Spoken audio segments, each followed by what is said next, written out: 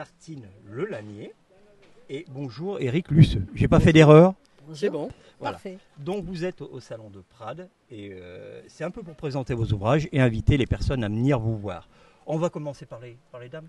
Ah bah oui, bien sûr, on va rester bien sûr. on va rester Restons donc, galants. ouais, Marie-Martine, donc quel livre nous présentez et sommairement l'histoire de ce livre.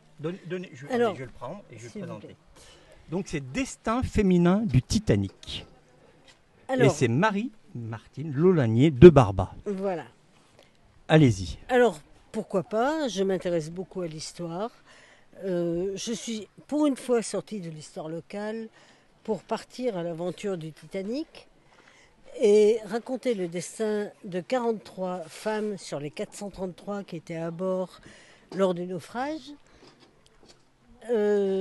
Ces femmes sont toutes différentes. C'est pour ça que je les ai choisies de façon parfaitement arbitraire.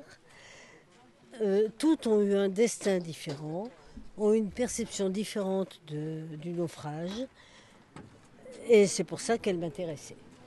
Donc, pour ce livre, il y a une partie de, alors vous faites une partie de recherche Bien sûr. et après donc c'est uniquement la recherche ou vous romancez un peu tout ça dans le livre. Ah, non. Je suis de formation juriste et par principe, je n'aime pas la...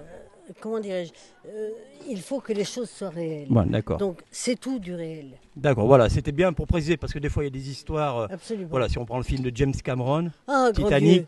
Voilà, donc Ça n'a là rien on à part voir. d'une histoire, on romance tout ça et voilà, c'était bien pour faire la différence entre deux, quand on parle du Titanic, voilà, qui se filme alors parle à beaucoup, mais là on est sur un livre qui est documenté, qui est Tout à fait.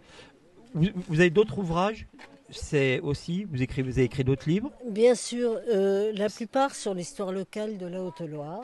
Ouais. L'histoire de la guillotine en Haute-Loire, par exemple. Ça c'est rare, ça, c'est la première fois que j'entends. Ah mais tout à fait, c'est un ouvrage unique en la matière. Et pourquoi pas Oui. Voilà. Ben, merci. Avez-vous alors toujours, je laisse le mot, avez-vous un mot mot de fin, une question que vous n'aurez pas posée, quelque chose que vous auriez aimé dire? Que les gens s'intéressent à l'écrit, c'est ce qui me semble normal, évident et qui mériterait d'être développé. Merci beaucoup. Mais je vous en prie, Jula. merci. Alors, je vais mettre pour vous